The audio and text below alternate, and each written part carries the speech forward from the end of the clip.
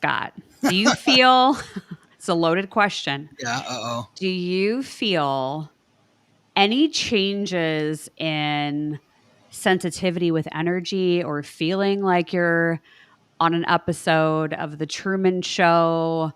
I've been getting downloads lately of like simulation Yeah. stuff. Yeah. So, are you having like any kind of heightened sensations of energy?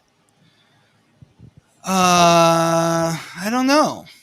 I mean, I don't know if I've any more so than normal, but I think I always feel a lot of energy. I feel like I'm always tuned into what's going on. I'm definitely not living in my own bubble. Uh, and I've always felt like we're in a simulation.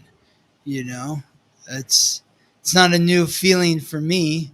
I have no premonitions or sense of certainty about where we are or who we are or what we are. I mean, it's who knows, So yeah, I'm open to it all.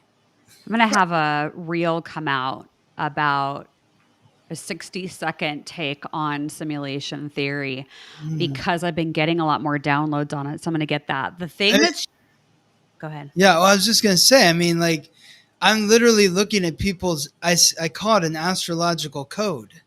I mean, it's your code. It's like you're a it's your computer program. Like that is that's why when I do a reading for someone and they're like, wow, you know me and you don't even know me, but you know everything about me. And I'm like, I'm just reading your code. And so if that describes you, great. So if we have this code, then yeah, why wouldn't we be in a simulation? Because you are literally designed with a code.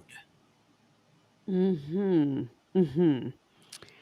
I like where you're going with this. I know we're going to talk about Mercury as one of the things that's happening over the course of the next week. And I am kind of wondering now because today I sat down to make some content and Yeah. my spidey sense was like, get out your whiteboard and your markers. So I have been creating content where I've been drawing things on my mini whiteboard. Awesome. And loving it. Yeah. Yeah. So we're going to talk about Mercury That's how I today. started. Oh, really? Before I had a computer program, well, because if you schedule a reading with me, I do a hand drawn chart. I think I've given you one, but it's all drawn by me. But before I had a computer do that for me, which is still my drawings, but now I just drag and drop everything.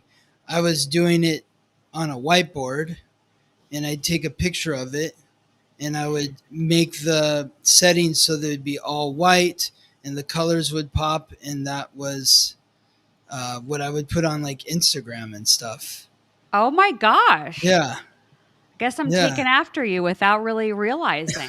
Well, are you going to be showing that on your feed, like what's on the whiteboard, or is that just like you're actually going to take a photo of what's on the whiteboard? No, I made 2 videos using it today, and I drew with my markers, and then I held it up and like showed you what I had drawn on my whiteboard. So we'll see. Maybe people like it. Maybe they're like, did she officially lose her mind? So we're gonna see. We're gonna see what the hot take is on it.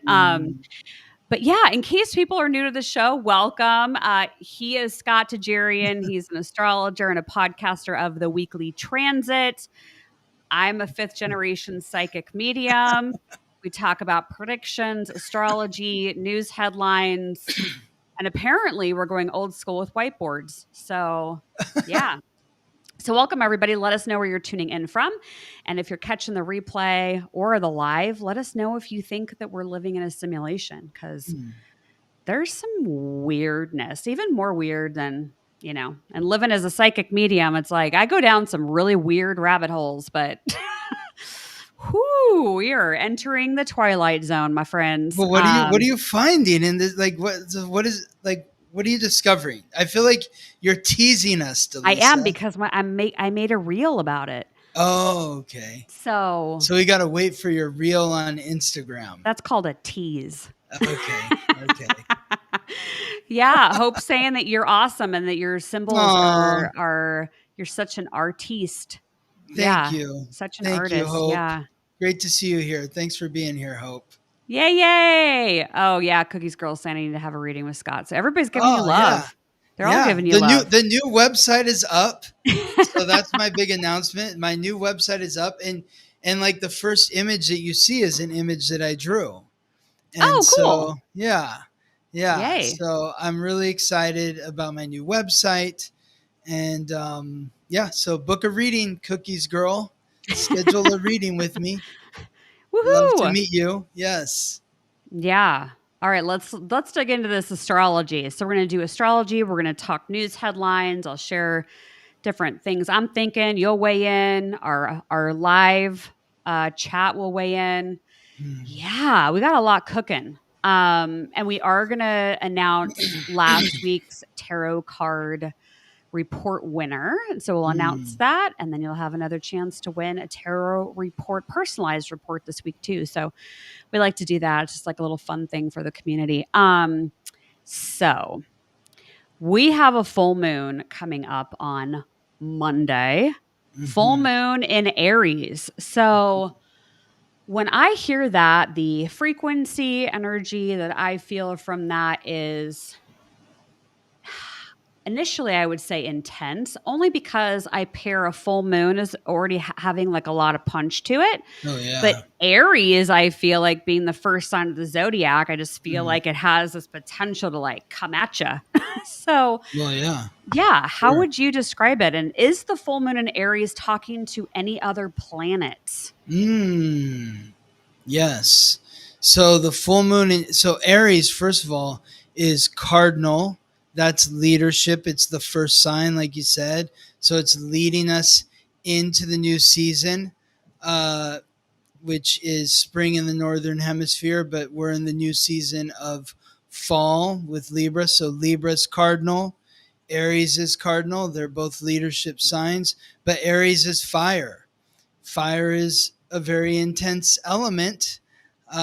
It's ruled by Mars, the god of war, and symbolized by the ram. And the ram is that creature that doesn't think before it smacks horns with another ram in order to establish dominance so that it can lead the herd. So there is that sort of aggression with Aries potentially. Mars is not just war, but it's also confidence, courage, but it can be arrogance, it can be conflict. So that's the frequency that we're working with. And then is it connecting to any other planets? Not really. This one's kind of on its own. So it's not like squaring or sextiling or trine anything or opposing anything or conjunct anything other than the sun.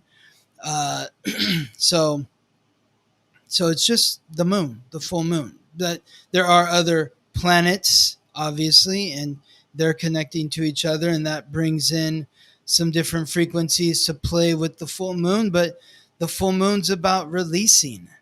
And so it's the exhale. You think about the inhale was the solar eclipse, which is kind of like, choking on an inhale or something, because you need to like cough it up and release the stagnation. Remember that Virgo rules the intestines. So we're clearing out what is no longer serving us in that new moon solar eclipse. Now that we've moved on to the full moon, Aries rules the head. So are you being pig-headed? Are you being headstrong? Are you being stubborn in some way where it's like you're maybe being overly aggressive or agitating somebody, or especially in relationships? I feel like this full moon is forcing us to take a hard look at how we show up in our relationships, because we can't forget that the full moon is opposite the sun.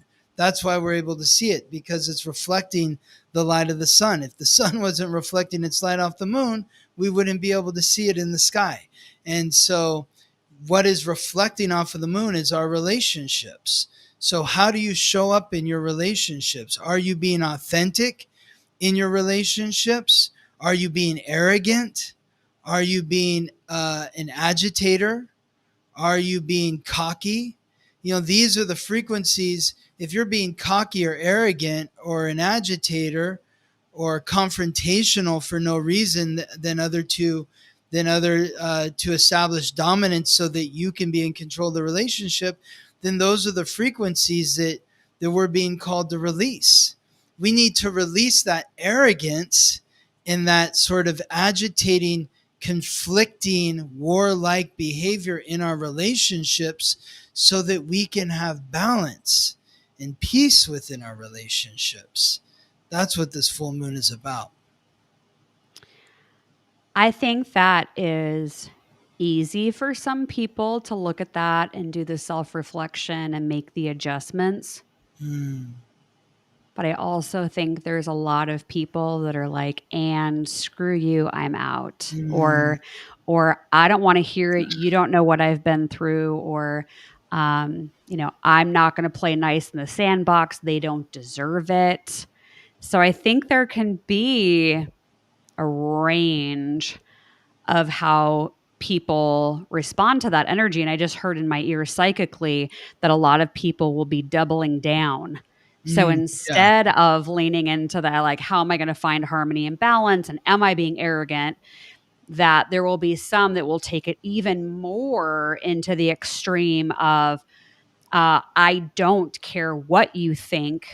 I'm doing what I want to do.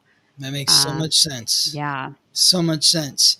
And when you think about it too, Aries is the first sign. It's like that doubling down energy, like you're saying. That's really kind of childish. So like, think about, where am I behaving like a child? Because Aries is like the youngest sign. It's the baby sign. It's the first sign. Pisces, the final sign, is like the wise elder. So where are you acting like a petulant child that isn't getting their way? Or is your partner acting that way? Maybe in helping them, you can release some of your own self-centered frequencies and say, okay, I hear you. Can you be a little more calm or peaceful in the way that you're expressing yourself right now? I'm listening to you. I hear what you're saying. You don't have to scream and yell at me, because there can be some real aggression. That Aries moon is fiery. It's explosive. So like, everybody should be watching themselves for like that powder keg energy, where something that you didn't release during all the Virgo frequencies, that you didn't clear the stagnation, now it has like really started to fester, and it's a blowout. Yeah, because when I hear you explain that, I love how you bring it down to like real world practicality for us.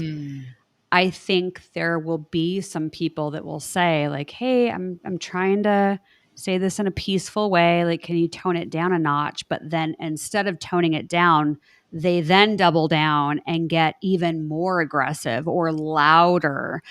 And where that has the potential then for that relationship, or at least in that moment of the relationship, for it to really implode, that fiery essence. So watch domestic disputes.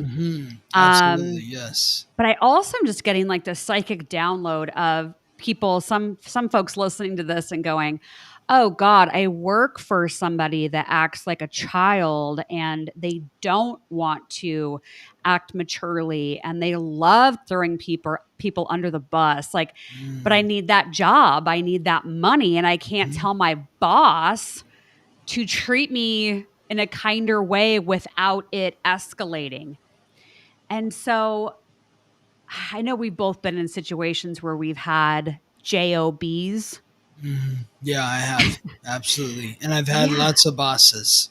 Yes. Lots of different bosses. What do you normally tell somebody that comes to you and says like, I'm stuck in a situation where I need the paycheck, but they're acting like a child? I've been in lots of situations where I can empathize with that. You have to, you do, you do have to respect the fact that you need the job, yes, but at the same time you have to respect yourself. And if Mm. your if your boss is disrespecting you in some way, in the way that they're speaking to you, you've got to stand up for yourself. I mean, my very first job was for my cousin, and he was just, God rest his soul. I love you, Dennis, but he was, you know, he just had a monstrous temper. And I was 16, 17, 18 years old, and I had to tell him sometimes that he had to tone it down. He had to walk it back, And sometimes I had to raise my voice at him in order to get through to him. I probably wouldn't do that as an adult now, in situations where I've had bosses that are acting like children. I still would sit them down and say, this thing that happened was not okay with me. And there really are, it feels like, and maybe I'm wrong, maybe you're not in this type of job, but I feel like in society now there's so many like checks and balances with the way that authorities are treating you in a job. Like if you have a real issue with the boss, like go to the human resources department, and talk to them. Like they're yelling and screaming at me and this is not acceptable. um, you know, I think they listen to people more than they did in the past, but I don't know. I'd have to just hear, I need to know like the specific situation that the individual is going through. So if anyone in the chat feels that way, like please let us know. I'm happy to give some insight. It reminds me of a question that I've asked clients in these kind of situations. And it could be a work relationship or a romantic partnership. The question is, are you settling? Mm. Because I naturally have just worked with so many people over the years that don't have great confidence or they lack self-worth. And Mm-hmm. they're in some kind of relationship where they've turned into maybe a people pleaser, so that they feel wanted at work or they feel wanted in a relationship. And so this Aries full moon sounds like it could bring that up in your face. And you could have to sit and ask yourself, like, is this what I feel like I'm worthy of having? And if the answer is no, I deserve better than this, then the second part of my question would be, well, then do you have faith that in recognizing your worth and doing that inner healing, that the universe will bring you the person or the job that really does match what you know you're worth to be? I think that you are just hitting the nail so perfectly on the head because, like, when you think of Libra and you think of both these signs, there's two sides of the coin, and the underbelly of Libra is being that people pleaser. But on the high side of Libra, it's about knowing your worth, knowing your value.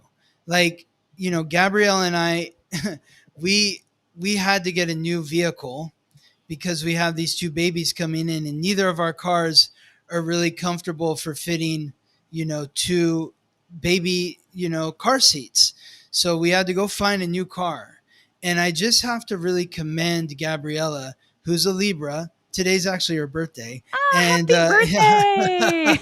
And we went to two car dealerships, and the first car dealership we went to, like, we had to like look around and ask for help. It was like, does anybody care that we're here? Like, we want to spend money and buy a car. Like, does anyone care? Like, they had to go find someone to help us. And it was at the end of, like, it was at night. It was like kind of, maybe it was like everybody wanted to go home, but there was nobody there. Like, no, wasn't like they were busy serving other customers. There was people working there, but we were the only customers there and nobody really wanted to help us.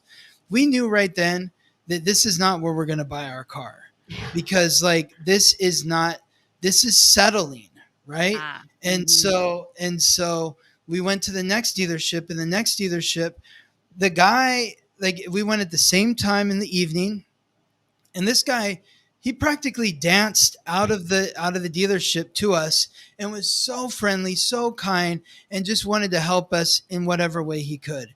And we looked at so many cars, and Gabriella has her standard, and her standard isn't like, oh, it needs to be the most expensive car, and it's like, no, it needs to be this color, it needs to look this way inside the car, and it needs to be this price.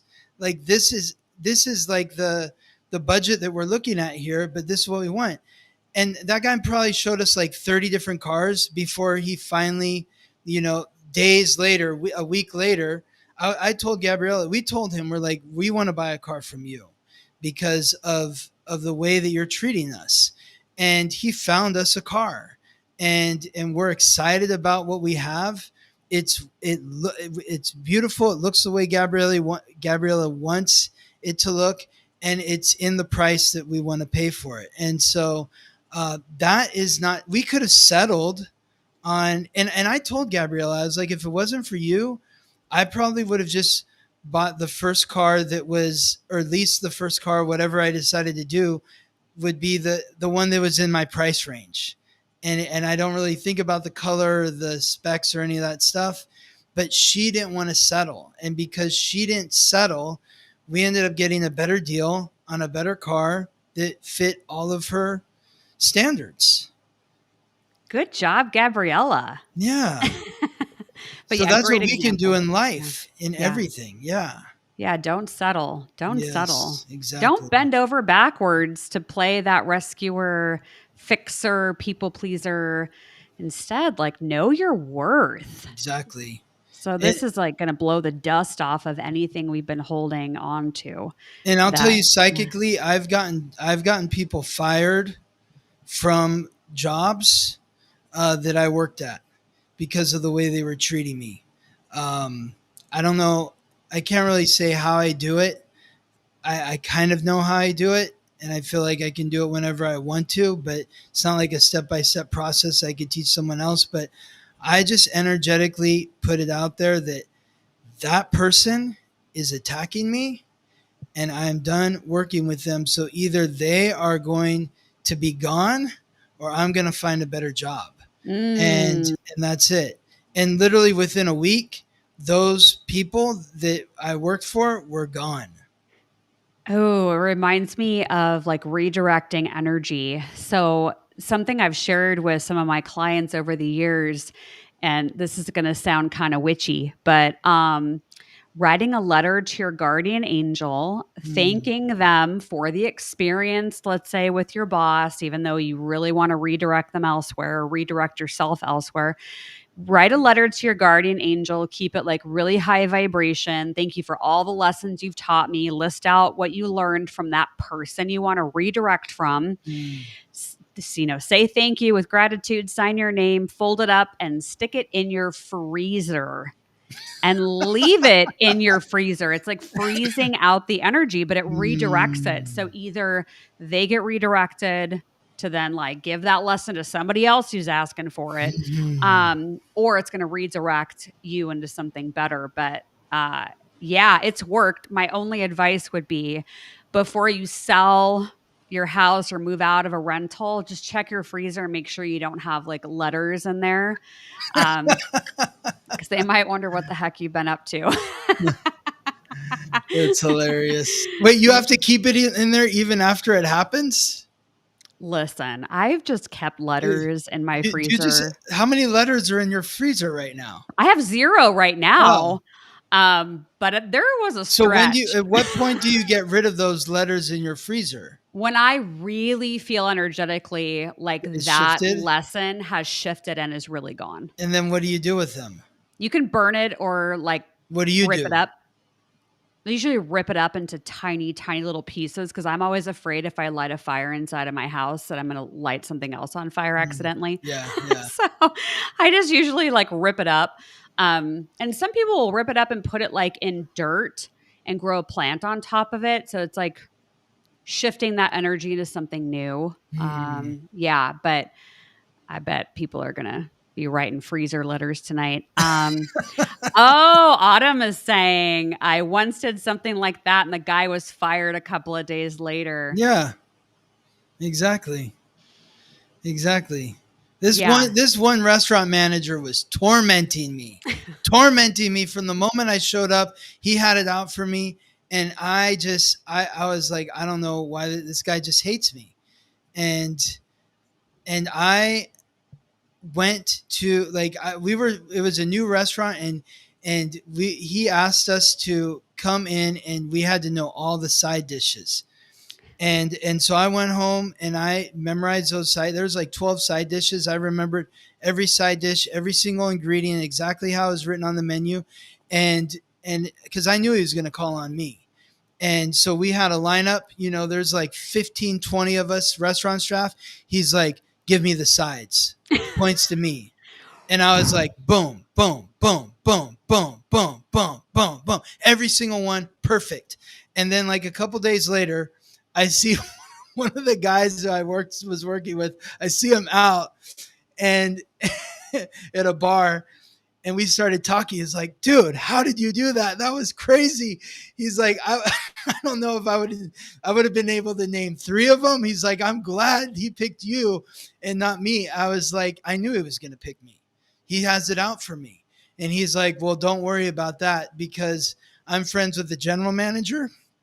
And he already told me that guy's getting fired. And I was like, really? He's like, oh, yeah, he's going to be gone next week. I was like, wow, that's amazing. Yes. So like I shredded him by showing him that I knew what I was talking about. Mm-hmm. And then he had to go find another job because the way he was treating me and other people was disrespectful. Yeah. Full moon in Aries. Don't be a turd. Yeah, maybe I need. That's a great tagline for the full moon in Aries, right there. That's the tagline for the full moon in Aries. Don't be a turd. That's what I just heard. That's great. That's fantastic. Oh yes. God. Yeah, you gotta toughen up a little bit. So be confident, but not arrogant. Release the arrogance. Express the confidence. I love it. I love it. We got to talk about Mercury and Scorpio. That also happens on the same day. Yeah, on Monday. So, both of those are on Monday, October 6th. When I think of Mercury and Scorpio, I think of the planet of communications in a sign that has no end in sight. So I think just in a very basic way that we could go really deep in our communication with other people. Yes, absolutely. Yeah. What normally do you see when Mercury goes into Scorpio? Well, first of all, Mercury has a very interesting relationship with Scorpio because Scorpio is ruled by Pluto, and Mercury and Pluto are 2 of the planetary symbols that have all 3 of the root symbols.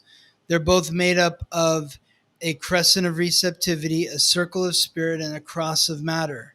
So they both have the circle of spirit on top of the cross of matter, but Mercury, the crescent of receptivity, is on top of the circle. Pluto, it's in between the circle and the cross. And so Mercury, that's communication. Pluto, that's transformation. But Mercury is, Pluto's lord of the underworld, and Mercury is guide of souls to the underworld. So now Mercury is going to be transiting through Scorpio, and that is going to bring the depth. It's going to help us tap in to our psychic abilities. So, it's like, how did I know that this guy was going to call on me at the restaurant to name the sides? I was born with Mercury and Scorpio. So I have the ability to read people, to get that kind of twitch, know when somebody is out to get me. Some people call it paranoia. That's why, Mercury is Scorpio's associated with paranoia, but it's like we're thinking like the scorpion. We're like, what's going on over here? It's like, and so it's tapping in to that depth, plunging to the depths of what other people are thinking about us, really getting deeper insight into one another. Yeah.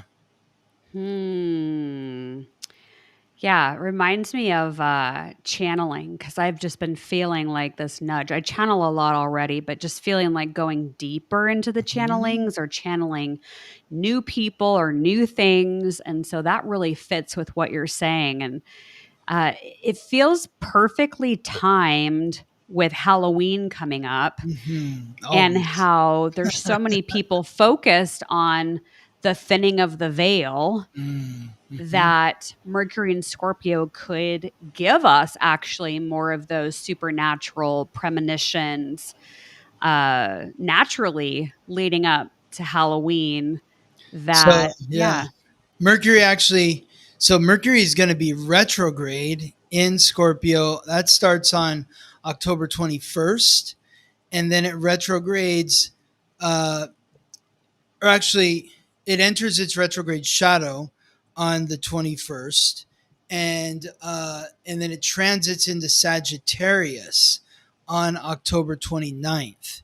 So on Halloween, Mercury will actually be in Sagittarius, but then it retrogrades back into Scorpio on November 19th and is there until December 11th, the Whew. last 10 degrees of Scorpio. So we do have it for that lead up to the thinning of the veil. And Halloween, of course, not coincidentally, is always during Scorpio season. The sun is in Scorpio during Halloween and Dia de los Muertos, so the Day of the Dead. So yeah. Wow. So we have a Mercury retrograde. That's a tease that's coming up between doing the dance between Scorpio and Sagittarius. So it sounds like Mercury will be in Sag by the time we get to Thanksgiving. No. Thanksgiving it will be back in Scorpio Okay. because it comes back to Scorpio on November 19th, Oh, okay. and it's there until December 11th. Whew. I Yeah. know we're jumping way ahead of ourselves, but I know some of us are making Thanksgiving plans. What do you think a Mercury and Scorpio direct Thanksgiving could be like? So Mercury will actually be retrograde Still? during Thanksgiving. Yes, because Mercury Ah, doesn't go direct until November 29th. ah, So it's going to be a really some tense conversations around Thanksgiving. I'm laughing as my mother-in-law is going to be staying with us. So, but it's going to be maybe some tense conversations, some challenges with communication. You got the sun in Sagittarius during Thanksgiving, so that everybody's spitting fire across the table, arrows through the turkey, and and then there's going to be psychic thinning of the veil, depth, and just intense conversations during Thanksgiving, potentially intense and because tense because of just Scorpio is just or Scorpio is more intense, and then tense is the fact that it's the end of the retrograde, and it just creates so much confusion. You're gonna have a lot yikes. of deep conversations, and you're gonna be more confused because of what you've heard. And then I also just feel like Mercury retrograde over Thanksgiving. I mean, what kind of travel nightmares are there going to be with like the airlines and Totally, driving and yeah. totally, 100%. Like, I mean, I just have to look right now. I honestly think my mother-in-law is flying back on the 29th, the day that the retrograde ends. I'm Oh. pretty sure. Yeah, exactly. Yeah, that's when she flies back the day that Mercury retrograde ends. So yeah, fun travel day for. Sounds like it. So I feel like some people that just heard that were thinking about going out of town for Thanksgiving are like, maybe we just stay home. Yeah. Well, to each their own. Yeah. But we'll talk more about it as we get closer for Halloween, for Thanksgiving, for the December holidays, all that good stuff. So yeah. Okay. Well, at least you heard it here first, and you can get the warning and figure out what you want to do for Thanksgiving. Let's go into the headline, shall we? Sure, let's do it. Okay. Another slow week, I obviously say that with a hint of sarcasm in my voice. This article, we knew this was going to happen eventually. The rise of AI. There was another headline I saw about this today. So people are really getting upset in Hollywood because this actress that you see on the screen is fake. She is AI, and people have called her the next Scarlett Johansson, and people are ticked off. And I mean, you think about this, I've said AI is coming for jobs. Yeah. And this is a prime example of how you can look at the entertainment industry. People who literally have built their lives off of being an actor, an actress, and they see this and they're like, well, why the heck should I be a model or a performer? Like, somebody could just create a fake person and they don't even need to hire me anymore. So you live in California. You're our man on the ground there. And you've worked in the industry. We talked about Jimmy Fallon last week. And Kimmel, and his green room. Yeah. So what do you think of all this? Well, God, I think so much. We talked about this a couple weeks ago, or maybe a month ago. There's that movie that came out in 2002 with Al Pacino called Simone. And it was about this, where Al Pacino plays this guy who I think he's a director, and he's having trouble with, finding the right actress for his film. And so he creates this actress via the computer, and she becomes like the next big star. But what really kind of trips me out about this, and of course they're coming for all of our jobs. I mean, on ChatGPT, like one of the number one apps that they have in ChatGPT is about astrology. And it's like, give me your date, time, and place of birth. And it does like a whole written reading and all that sort of stuff. So, but, the way that I view this is Pluto in Aquarius, not only because of the technology and the transformation of technology, but also because of the transformation of fame. And when you think about, we've talked about this before, Pluto transited through Leo from 1937 to 1957. The 1950s gave us Elvis and Marilyn. There have never been two celebrities, male or female, that were bigger, more famous than them. They were the OG. They are the king and queen of celebrity. And they came about during Pluto in Leo. But that created a whole generation of people that were born in that 20-year period that had, Pluto is that willful planet. And the willful planet is wherever the energy is. So their willful planet was in Leo, which means, look at me, see me, recognize me. There's that will to be famous. We've had 4 presidents that were born with Pluto in Leo that have served 28 years in the Oval Office. 28 years of presidents that were born with Pluto and Leo. They don't want to let go of their throne. Like when Ronald Reagan was president, people said he was old.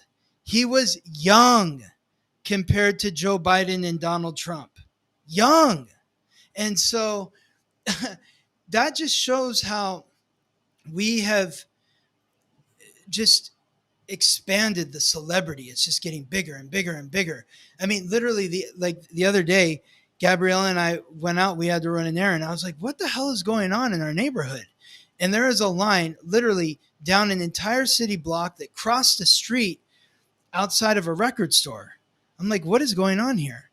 And I looked it up, and Cardi B was in my neighborhood, signing, I guess, records or pictures or something.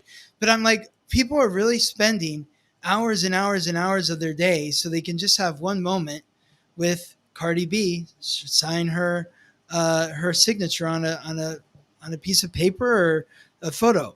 So, but Pluto in Aquarius is going to transform all of that, and I think it's happening with this, because as you get more and more lifelike looking individuals acting, there's not going to be the need for physical actors. And so the people that used to be actors, or that are actors and are now not getting jobs because AI is taking their jobs, they're going to go back.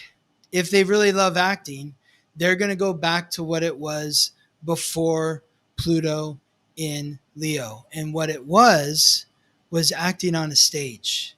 And those actors were nowhere near as famous as the actors that acted on a screen. So acting on a screen, in 20 years, maybe all the actors that are on a screen are AI. And if you really want to be an actor, you're acting on a stage. Ooh, I love But you're not that. famous. Yeah. Fame is going away. Wow. Yeah, you're right. You're right. You're right. Yeah, this is just the beginning. I think these episodes are going to be really interesting and to look back on 10, 20 years from now, Mm-hmm. of like what we're talking about is like these big headlines and how everything is going through such transformation. But this is a big turning point. Like you nailed it. You nailed it. Yeah. I want to address Sandra, who Yeah. says, I'm a Leo and I hate attention. Yeah. This is why it's so important to understand your whole astrological code. Yeah. Because I'm sure if I looked at your code, I would understand why you hate attention. Mm-hmm. So I'm not saying that all Leos love attention. I'm not even saying that all people that were born with Pluto and Leo love attention. They don't. But there is an overarching, underlining frequency with Leo that's ruled by the sun. The sun isn't saying, hey, everyone, look at me. I'm up here. But you can't help but notice it. The lion also is not saying, hey, everyone, come and see me. But everyone is still going to see the lion. So they attract attention. So that frequency of attention is what has created celebrity. It's like a lot of celebrities will say, I don't even want to be famous. The worst thing about being, I like the money, but I hate the fame because I can't go anywhere. Everyone bothers me. Like a lot of celebrities literally don't like being famous, but they do love the creativity. And the fans love showing them the attention. So we are moving out of that age where we are desperately wanting to show people attention, where we're getting on a plane and flying to see Taylor Swift. Like people literally get on a plane and stay in a hotel to see this person perform in an arena with tens of thousands of other people. That's insane to me. But that's where we are. In 20 years, I don't think people are going to be doing that anymore. Mm-hmm. Yeah. Woo. Good synopsis on this article and why it's coming in. Next up, Dolly Parton. So she scraps her Vegas shows after health issues. I selected this one because it's the second headline I've seen about her health in the last couple of weeks. She obviously is an icon. A lot of people love her. Her husband recently passed away. She's really going through it. You said that you had her chart.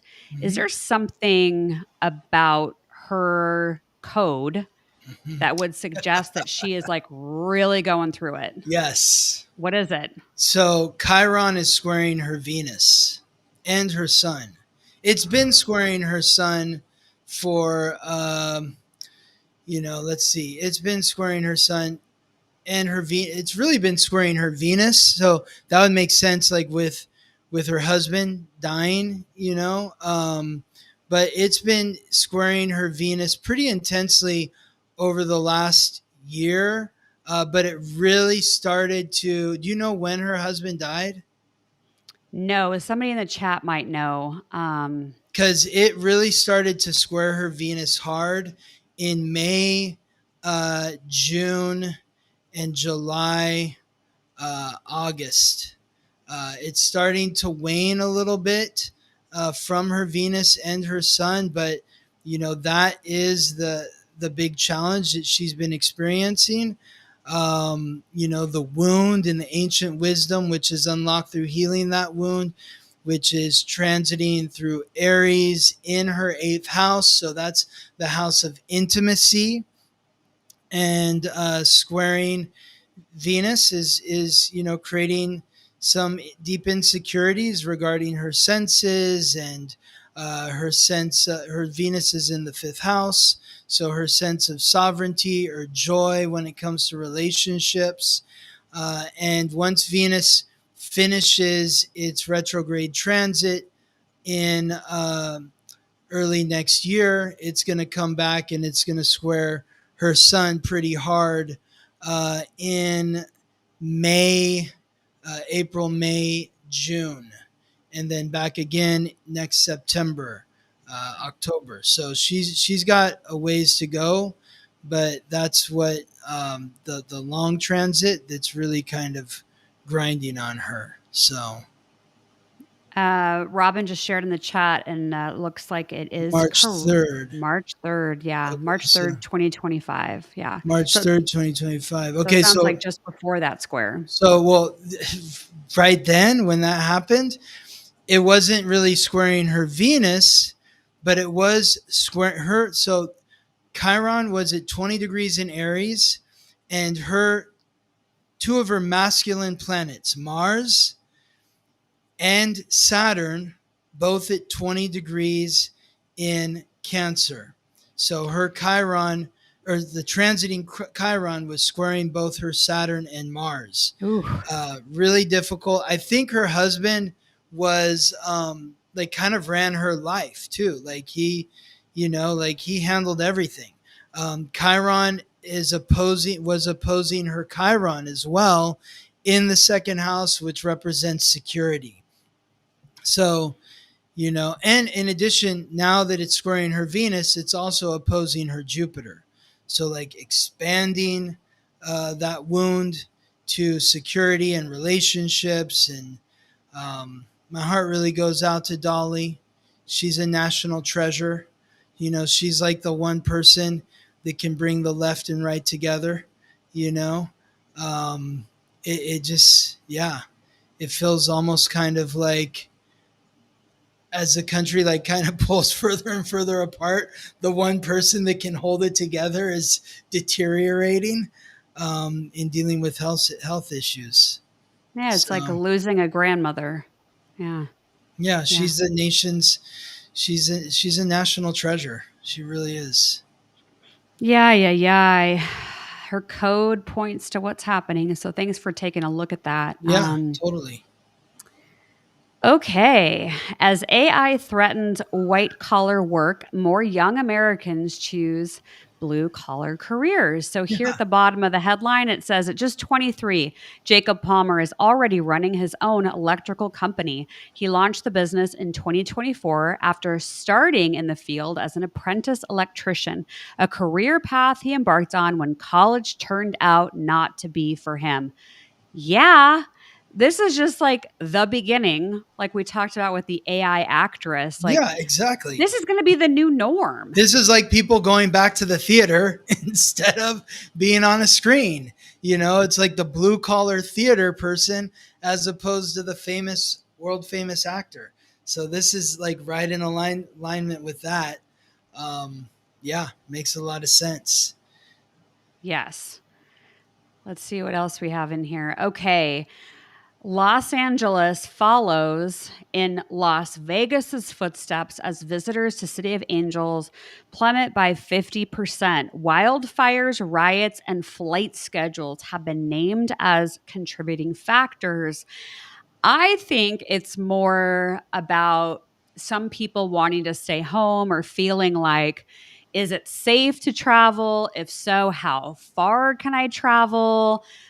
Where do I feel like I'll be accepted? You know, whether this is truth, fiction, whatever, it's just each person's perception and experiences that they've been through in their life. But I think we're going to see more cities besides Las Vegas and Los Angeles lose tourism and have that number go down.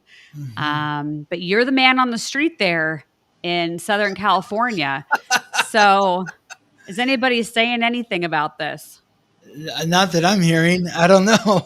I mean, I should talk to the people that work in the restaurants, and see how they're doing, because that it really hurts the restaurant people, when the tourism plummets and there's less people going out to eat.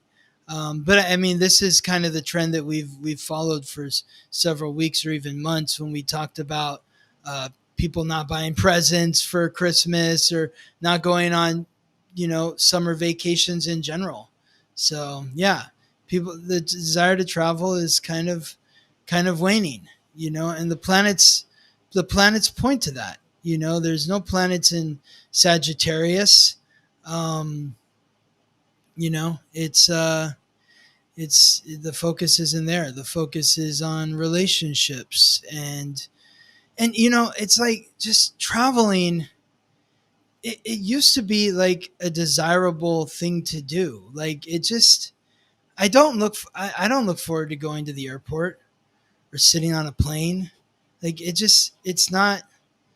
It used to be, what do they call it, the leisure industry. Mm-hmm. And now it feels like you're cattle. They're just shoving you into a plane, and it's just, yeah, it's not what it was. Yeah, I can attest to that. Now, I know I'm older than when I did my last international trip, but I went international a few years ago. This trip felt completely different. How It was so? like I couldn't wait to get back home. Yeah. The energy was just so heavy and so Yeah. scattered, and um, it just felt like I was in some kind of different reality that was like a 3D matrix. It was Mm-hmm. so weird. And I think I came home and I slept for 18 hours. Like, that's Yeah, you not, said that last week. yeah, that's not normal. I feel like the spirit, the universe was like, all right, lay down, close your eyes. We got to like clear all this out. Um, but yeah, I really don't feel like I need to sign up for an international trip like anytime soon. Mm-hmm. And I just feel like with as much change that's going to happen in these next several months, like, I wouldn't be surprised if people, stay at home themselves, even without like a formal lockdown. That they're just going to be like, I'll be at home, catch me there. This goes back to the standard. It's like Cookies Girl 6526 says, too many airlines are trying to milk us for all we're worth. That is, it's like, if people just keep, spending their money there, then they're going to keep, raising the prices. But if people stop spending their money there, then they're going to start begging us to get on their planes. Like, $100 round trip to New York, please fly. They will do that. So, that it's the power that we have. So much of society, though, like the values of society, and I think this has to do with like the Sagittarius generation. They value travel, and they're like, like all my little cousins who are born with Pluto and Sagittarius are always like, what trips do you have planned this year? And I'm like, going to the grocery store and like, getting Like, where am I? I don't nowhere. I'm not going anywhere. I got 2 babies coming, and I'm not planning on going. I don't want to get on a plane. No, I'm not interested in that. I also want to hit up a couple of these other comments too, because people are talking about Her, which is a great movie that stars actually Scarlett Johansson, where she's just like the voice in Joaquin Phoenix falls in love with her. Such a great movie that, like, learning about AI. And then there was something else in here. Oh yeah, Nancy. My 2 nieces flew to Paris to see Taylor Swift, and yep, kind of crazy, but they had a good time. So did my cousin Nancy. She flew to Paris and saw Taylor Swift, and I have no judgment. To me, it's crazy. I would never do that, or at least I wouldn't do that now. But no, it's amazing. They have a great time, and that's awesome. I just don't think that's going to be the reality in like 20 years. I don't think people are going to be doing that. We're going to look back and be like, wow, can you believe that we flew to Paris to see Taylor Swift? I couldn't imagine doing that for anyone nowadays. Yeah. Yeah, it's a lot to travel internationally.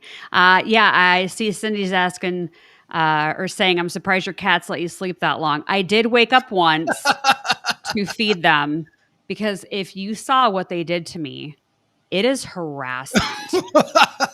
And there's no sleeping through that. So yeah, though they don't let me sleep in ever. What are they doing? Are they like pawing at your face and stuff, or? Yeah, Frankie will come and sit next to me and then put her face in my face and start breathing and making noises. And then Fraser's just like, listen, I'm jumping on top of her until she moves. And so he does like this racetrack, like down the hall, back to the bedroom, jumping on top of me, down the hall. Like he just does it until I get out of bed. So there's no sleeping in. Wow. But yeah. Anyway. All right, we'll keep an eye on that.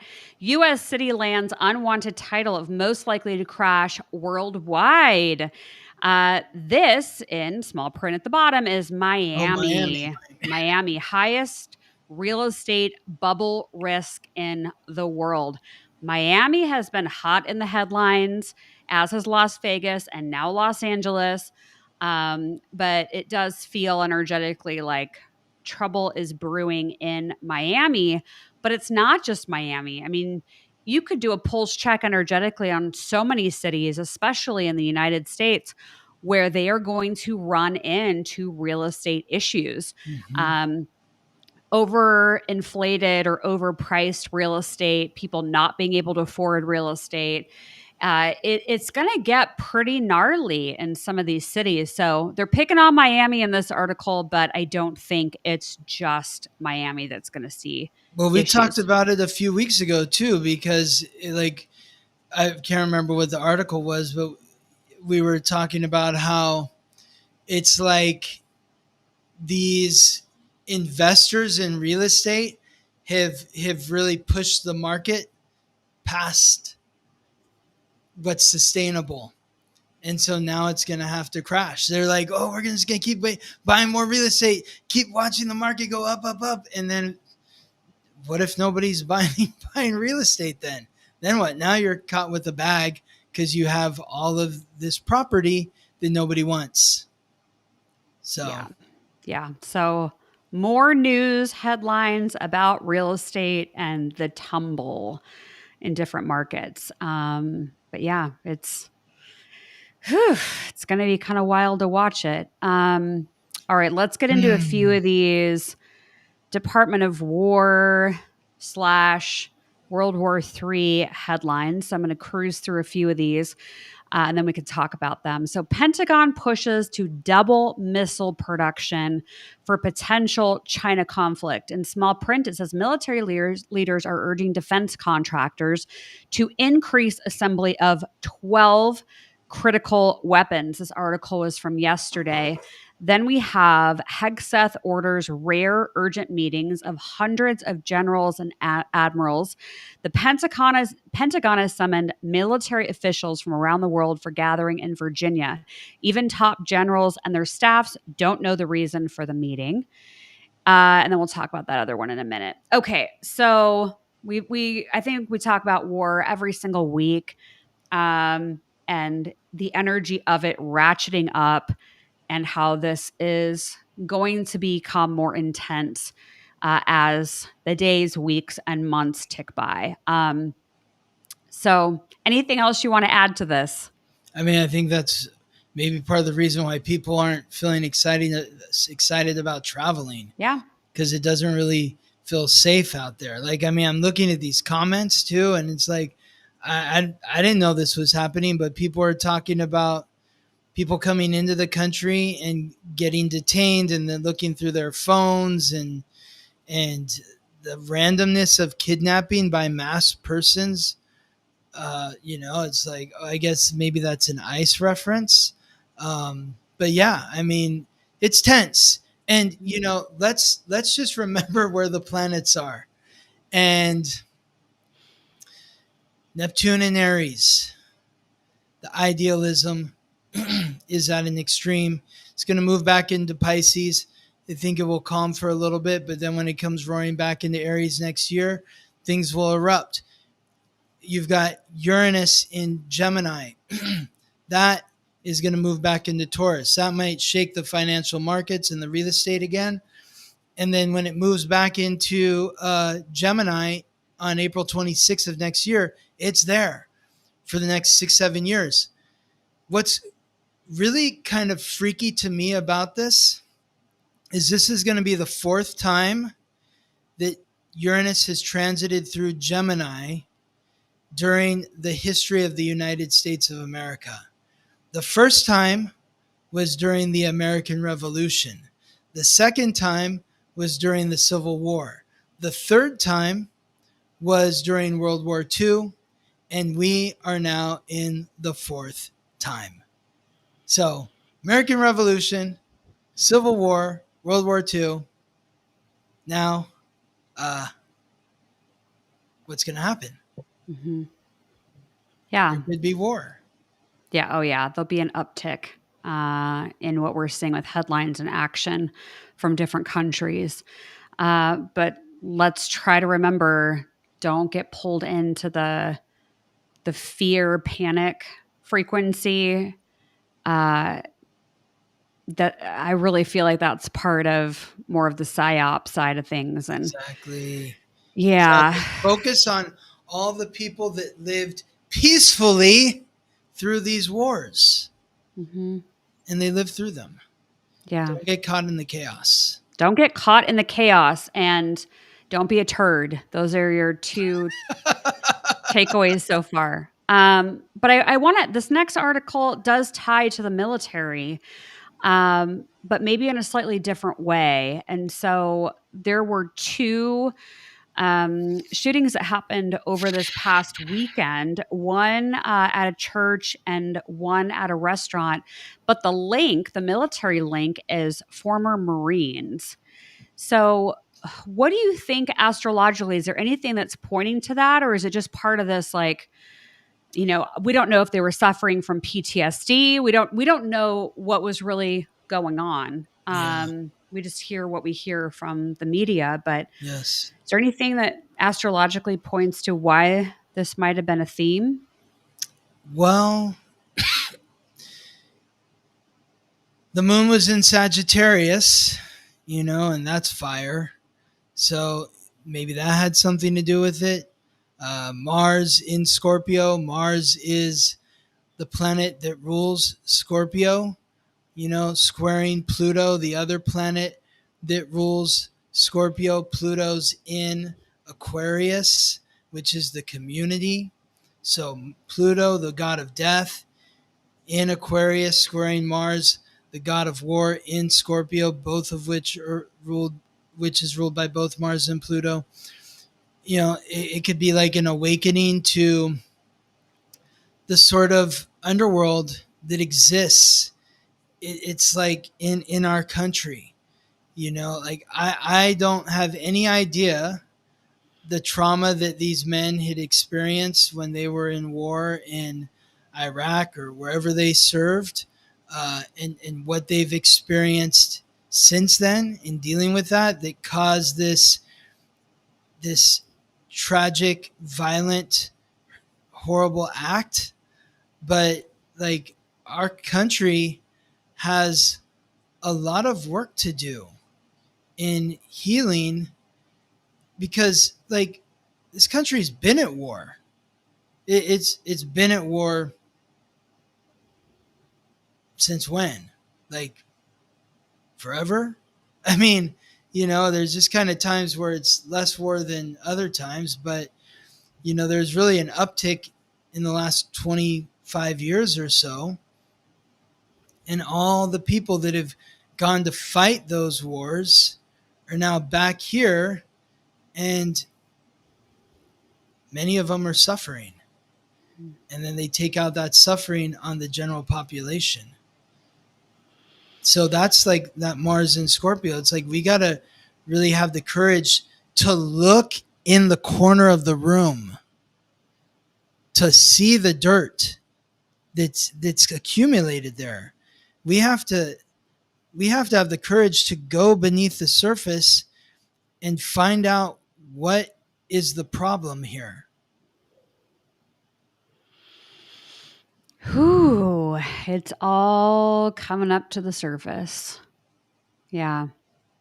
The stuff that, not even just this, but things that we've swept under the rug for so long. Yes. It's like we're pulling up all the rugs. Human life. Nothing is more valuable than human life. Like, if this, like, we're talking about the AI, and that's the simulation within the simulation. We as the simulation are the most advanced technology that exists in this realm. It's so incredibly valuable. It's so valuable that if everybody decided to stop getting on a plane, they would start giving away the flights for, pennies on the dollar, because that's how valuable we are. But we do not value human life. Our governments, the people that rule this world, don't value human life. And this is the recourse of that. Whew. Giving us a lot to think about. Yes. Leanne says Pandora's box has been opened. It's true. Yeah. Yeah. All the dark has to be seen in the light. This is just another article about the wartime drone alert. NATO ramps up air defenses as more drones buzz military bases and airports in a wave of hybrid attacks across Europe. So I think this also goes back to like the heaviness I felt when I was over there.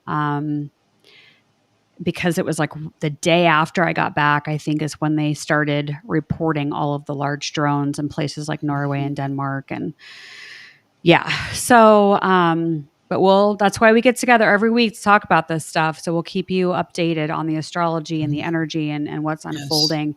And the good news, I thought it was good news. It could really play into the AI and the simulation and what you just said about human life. And the headline was from today, CNN Science. Scientists use human skin cells to create functional eggs, opening a door to new infertility treatments. So I thought that was really interesting news. I think some people that have had infertility issues may celebrate this advancement in science, but I think it points to what I channeled about how there will be so many more cures and pathways forward for so many different things that plague humans.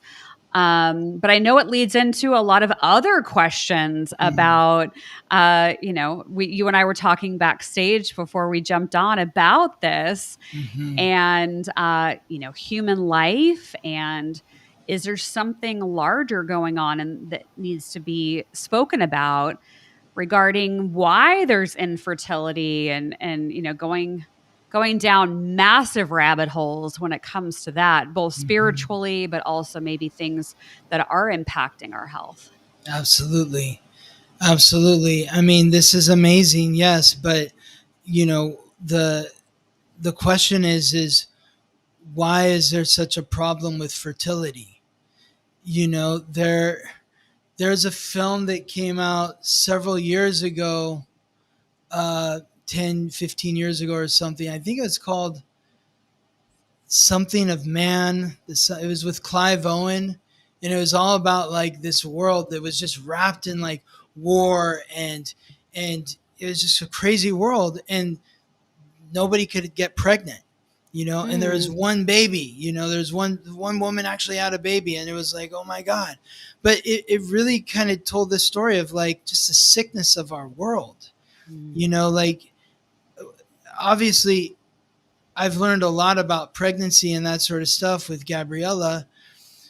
Our doctor, she said some really eye-opening things to us. Number one, she said like the oldest woman that she delivered from a natural birth is 52 years old. Oh my God. So this whole like, oh, you're in your late 30s, you're past your prime, you can't do it, has nothing to do with any of that. Your age has nothing to do with it. It has to do with the energy, your body, how you're taking care of yourself. But even more specifically than that, like what our doctor says, it's like in order to get pregnant, you need to receive. You need to be in your feminine. You have to feel safe to take in the seed. If the female body doesn't feel safe, then the body's not going to reproduce. And it's the same with giving birth. In going through a pregnancy, you have to feel safe. You have to feel protected. And in this world where we've constructed this world where, home prices are expensive, and gas and eggs and milk and all this sort of stuff. And you have two people that have to go and work. They have to leave their home in order. You have a woman that's in her masculine frequency, not in her feminine frequency. Even like the entire feminist movement, it's like you look at it and you're like, is it feminist or is it masculine? Because it's like saying that a woman can do anything that a man can do. And I agree to a degree, but at the same time, it's also like there's an aggressiveness to it. And it's saying that a woman has to go out and work too. And not saying that a woman can't or shouldn't work, but there seems to be an imbalance here between masculine, feminine energies. We're in this masculine frequency, and it's really hard to get pregnant. I think you're giving all of us a lot to think about. There's so many way. layers. Annette says that my friend wrote that screenplay. Yeah. Children of Men. That's awesome, Annette. Children of Men. Yeah. Yes. So small world. It's like I feel very fortunate with Gabriella because like we tried one time and she got pregnant, but I feel like it's because she's in her feminine frequency, and, and the way she takes care of herself, and she allows herself to receive. And so, yeah, it's a lot. We live in a twisted world, and we're trying to untwist it and get it back to, divine masculine, divine feminine. Yes. So. Yes. Whew. Okay. So before we close out and announce the tarot report winner, we heard you loud and clear last week. So there was a lot of people who want us to talk about Charlie Kirk. Oh, yeah. So we are going to do a separate episode just about Charlie Kirk. We understand that it is a sensitive topic. So we are going to do it on Zoom live October 8th at 11:30 a.m. Pacific. And then there'll be a replay. Once Scott and I do the Zoom and see how it goes, he and I will reconvene and see if we're going to release it publicly. But if you do want the access to the live Zoom and the replay. It's totally free. Go over to spiritandspark.com. You're going to click on in the menu. It's going to say magic word, Charlie, and socials. So on that page is where you can grab the free spot. That will also give you the replay. And on that same page is where you can enter the magic word for this week's episode. So I've got it all on one page. So just click where it says magic word in the menu at spiritandspark.com. That way we can keep you updated on the episode where we go over Charlie Kirk. Last week's magic word winner is Ginger Valentine. How much do you love that name? Ginger Valentine. That's a cool name. From Georgetown, Kentucky. So Ginger Valentine, you have this week to email me over at Dallisa at spiritandspark.com, or you can go to my website and click contact and send me a note that way so I can get you your personalized 12-month tarot report. So thanks for entering to win. And everybody needs to go click on magic word over on the website and over at spiritandspark.com. This week's magic word is ghost. Oh. Ghost. And I have a reason for that because we were talking about channeling earlier. This is what I'm doing in October, Mysteries with a Medium. This is going to be where I live channel, and you get the replay as well, infamous people and unsolved mysteries. That's also over at spiritandspark.com. Examples include, I'll be channeling Michael Jackson, Whitney Houston, Robin Williams. I will be looking into Amy Bradley, who was the woman who went missing on the cruise ship that they just did a Netflix docuseries on. I'm going to channel on who or what happened to Anne Frank's family that got them discovered in Amsterdam. I'm going to check back in with JonBenet Ramsey. I've channeled her before to see if I can get any more information. Natalie Wood, I'm going to do hers. There's like a list of 7 things between people and mysteries that I'm going to channel. So yeah, that one I think is going to be really interesting. So, so that's the October community class, even though it's not really a class, but it's just fun for Halloween. And Sandra, I love that you commented with this week's keyword, but you got to go to the website and fill out the form so you can enter. I do not pick it from the chat. So you have to go over to the website to do that. And then shortly, I'm going to go teach my How to Read Oracle Masterclass for my annual Sacred Signals members. So that'll be fun tonight. What do you have cooking? My new website. Yay! Yeah. Go check out the new website, theweeklytransit.com. Schedule a reading. Love to meet you. I can't wait to go look at your website. Now that I know it's officially done, I'm going to go take a look.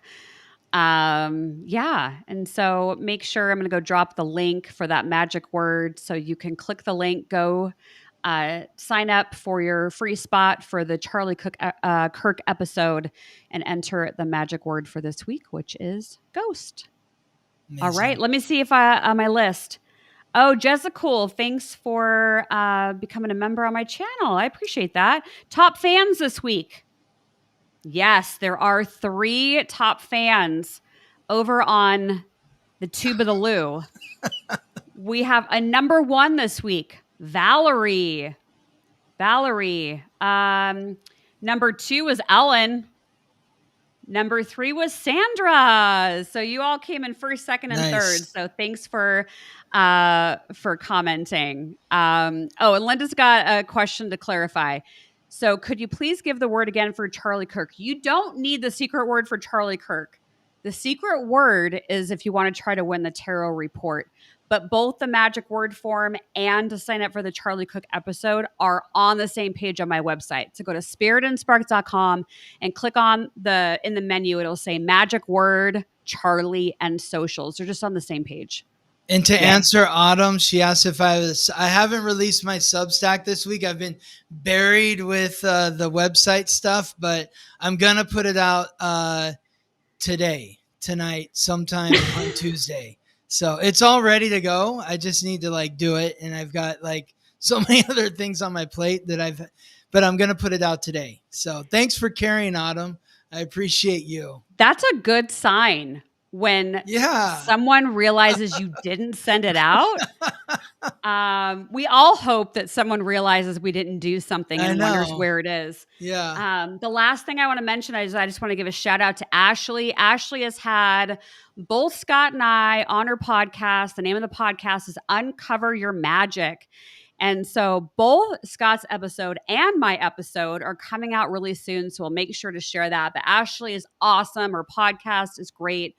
Uncover Your Magic. You can find it on all the podcast platforms, but we're looking forward to being on her show. So yay. And make sure you give the video a thumbs up, hit that subscribe button so you don't miss future episodes. So thanks, Scott. Appreciate you being here. Thank you to everybody for being here live. And if you're watching the replay, drop us a comment. Let us know. Do you think we're living in a simulation? Love to hear from you. Just saying. The Truman Show. Yeah. Part 2. All right. We'll see y'all next week. All right. Bye.